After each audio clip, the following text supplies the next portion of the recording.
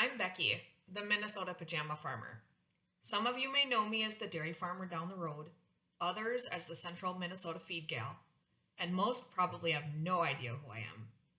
So I want to tell you a little about my story, why I'm here, and how my story has affected a multitude of people. I didn't grow up on a farm.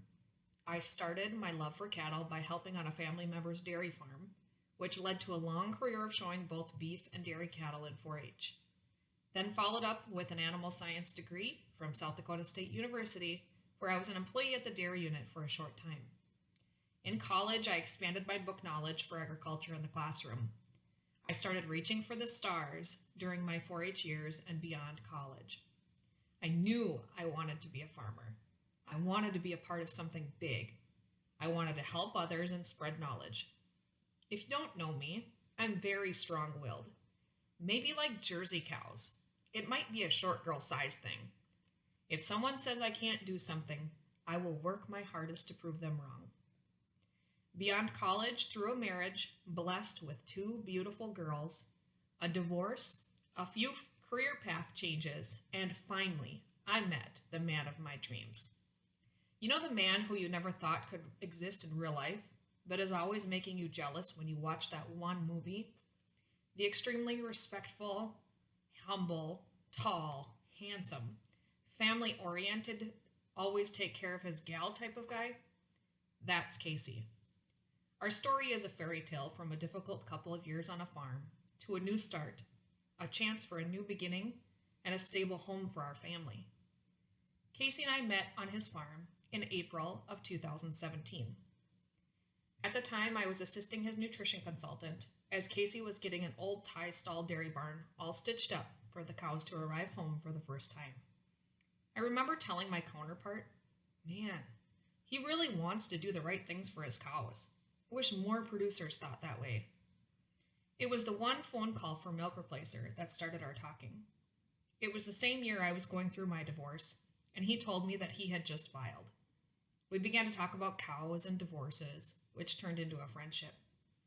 It wasn't until February 9th of 2018, almost a year later, that I realized I had more than just friendship feelings for him.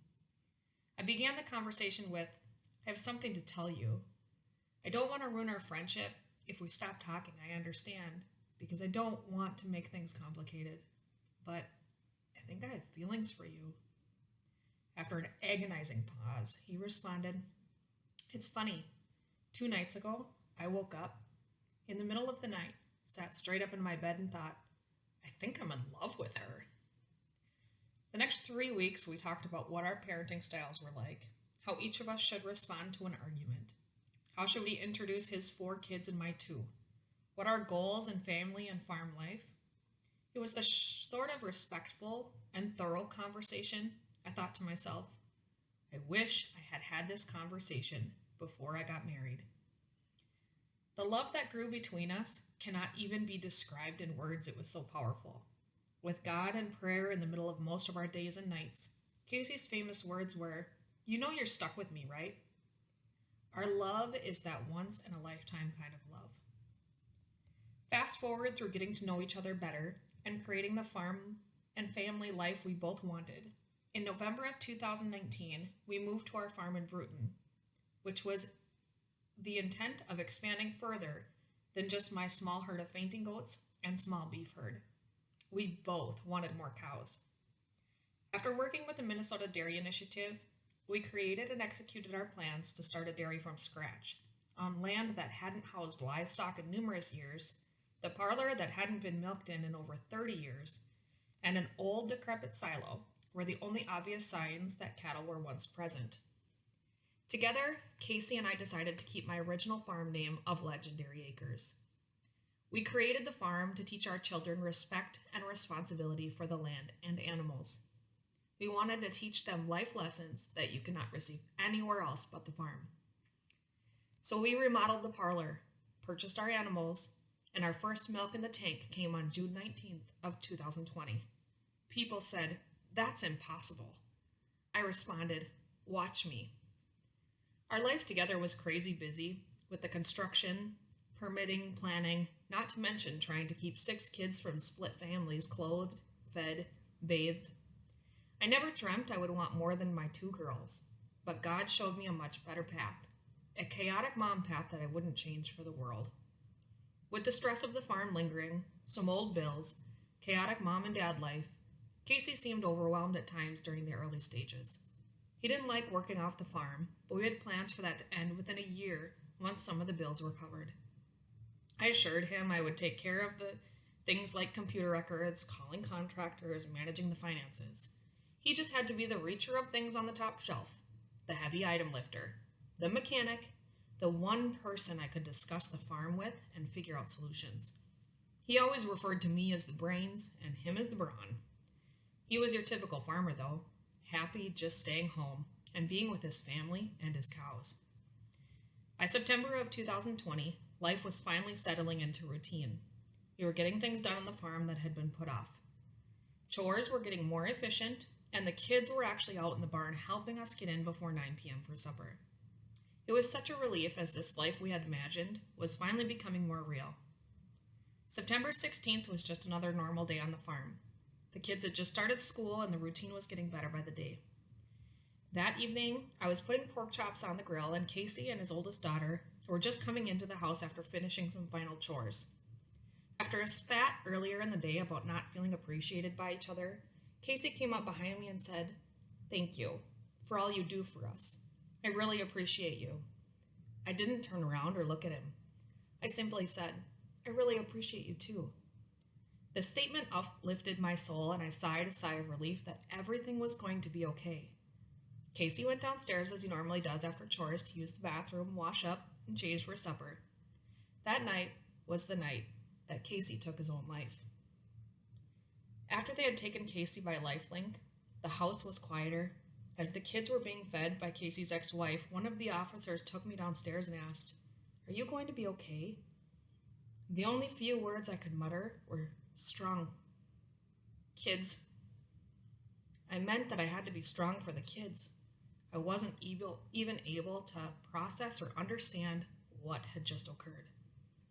On September 18th of 2020, Casey's body was finally able to rest. His organs were donated to save the lives of others. All I knew at the time was I had to be there for the kids. I had to be there for our dairy farm. I just kept working. I worked myself hard, not only to distract me from the reality, but because I had to.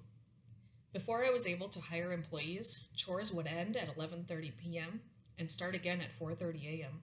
But don't forget, kids needed to be fed, bathed, clothed, read their bedtime story before prayers and goodnight kisses in that time too. Within a few weeks, I went back to work and had to face other employees and customers again. I had to slap a smile on a face that didn't even want to be seen. I just wanted to go back home, crawl head first underneath my comforter, and put "and I promise I'll never let you go" grip on Casey's dirty, grease-stained sweatshirt that still smelled like him. In the weeks that followed, literally hundreds of people reached out to me, explaining who Casey was to them. Many came to me with stories about how Casey impacted their lives, how Casey got them through their family losing the home farm, how Casey talked them through the unexpected loss of their dad, how Casey impacted their life and is the reason they are still living today, how kind and generous he was, how he would always be there to help a friend or neighbor in need and would refuse to take any sort of payment. I am certain Casey had no idea he meant this much to so many people. I am certain he had no idea what he even meant to us. The death of a loved one isn't something you just get over. It sticks with you in good times and in the worst of times. It always seems to find a way to linger. Grief rears its ugly head whenever it wants to. Grief unexpectedly shows up in the middle of a conversation or late at night when everything and everyone is quiet. The aftermath of a suicide death is like a cold winter night, December cold cornfield maze, with wolves in every corner. You never know when it's going to creep in silently. The guilt felt by survivors of suicide death is unimaginable. I had to work hard through my guilt. I had to have a lot of faith, and I had to forgive myself. I knew I did absolutely everything I could do to support Casey in all aspects with the information I had at the time. Obviously, if I would have known, I would have done things differently, said things differently, and pushed harder for him to seek help. The fact is, even if we would have done all these things before Casey's death, there is no guarantee that the suicide still wouldn't have followed at some later time. God bless you all, and thank you for sharing in our journey on our dairy farm, our journey through love and loss, our path laid out before us by God. Hang on tight for an impactful, heartfelt ride. A fair warning though, some of my videos contain cussing, so protect those little ears.